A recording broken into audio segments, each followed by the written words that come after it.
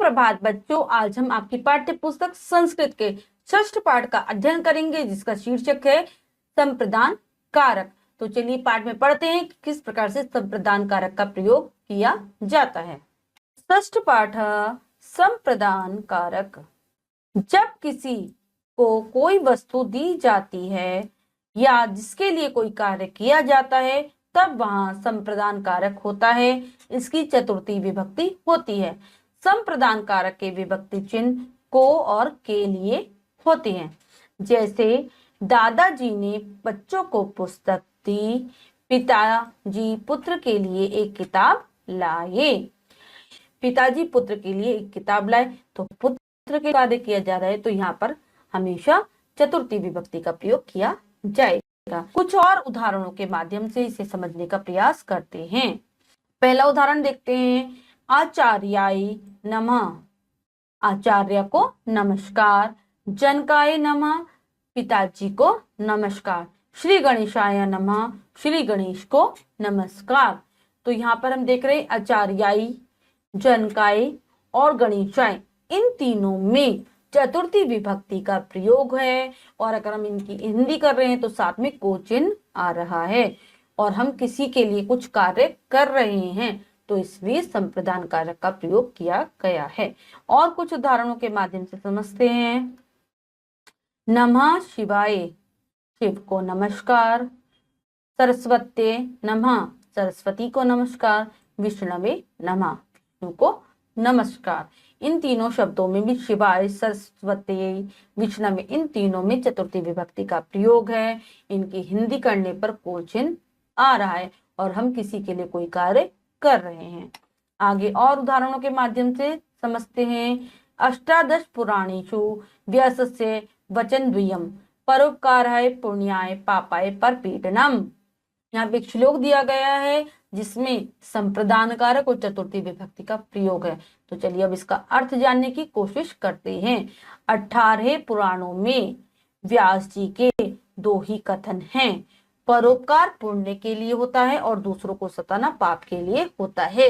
तो यहाँ पर पुण्य के लिए, इसलिए पुण्याय, और पापाय, पाप के लिए। अगर हम इसकी हिंदी कर रहे हैं तो के लिए आ रहा है, तो दोनों कार्य पुण्य के लिए हैं और या फिर पाप के लिए कोई कार्य किया जा रहा है, इसलिए संप्रदान कारक चतुर्थी विभक्ति का प्रयोग किया गया है। तो बच्चों, आपने पाठ को अच्छे से समझने की कोशिश की, तो अब हम इसके शब्दार्थ कर लेते हैं। शब्दार्थ।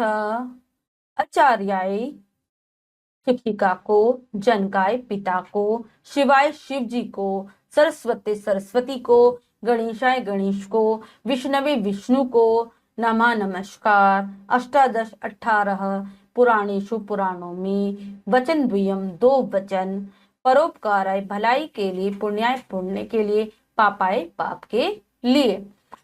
सभी बच्चे इस पाठ के शब्दार्थों को कंठस्थ कर लेंगे, जिससे कि आपको संस्कृत भाषा समझने में आसानी रहेगी। हमने अच्छी प्रकार से सीख लिया है कि संप्रदान कारक में किसी दूसरे के लिए कोई कार्य किया जाता है, तब वहां पर संप्रदान कारक होगा। तो अब हम इसके अभ्यास कार्य को कर लेते हैं। अभ्यास कार्य। अभ्यास। चलिए पहला प्रश्न रहेगा लिखितम से, तो प्रश्न पढ़ते हैं और करने की कोशिश करते हैं।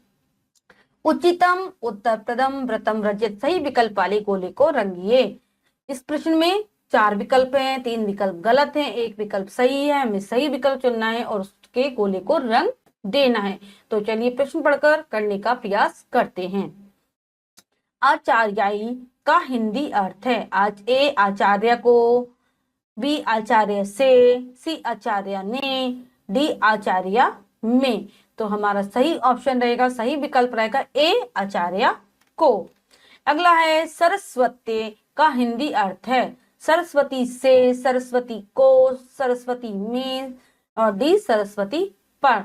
तो इसमें हमारा सही ऑप्शन है सरस्वती को। बी ऑप्शन बिल्कुल सही है। पुराणेषु का अर्थ है पुराणों ने, पुराणों से, पुराणों में, पुराणों को।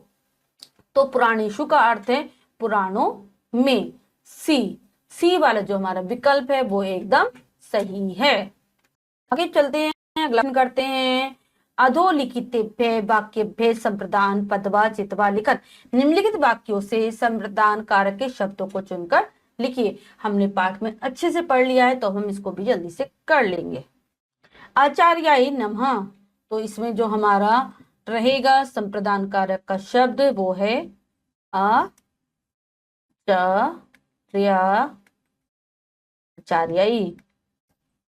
नेक्स्ट है जनकाय नमः, इसमें हमारा होगा जनकाय।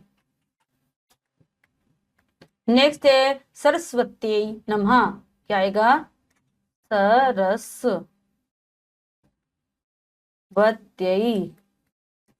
सरस्वती। नेक्स्ट है विष्णवे नमः, विष्णवे, संप्रदान कारक का शब्द है विष्णवे। नेक्स्ट है श्री गणेशाय नमः, गणेश, संप्रदान कारक का शब्द है गणेशाय। आते हैं हिंदी अनुवादम कुरुत, हिंदी में अनुवाद कीजिए। तो करते हैं। पहला है शिक्षकाय नमः, शिक्षक को नमस्कार, नमस्कार। नेक्स्ट है अग्निये नमः, अग्नि को नमस्कार। नेक्स्ट है शारदाई नमः, शारदा को नमस्कार।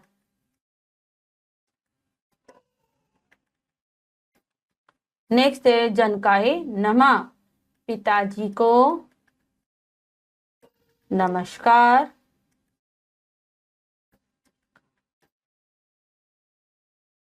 अगला करेंगे विष्णवे नमः, विष्णु को नमस्कार।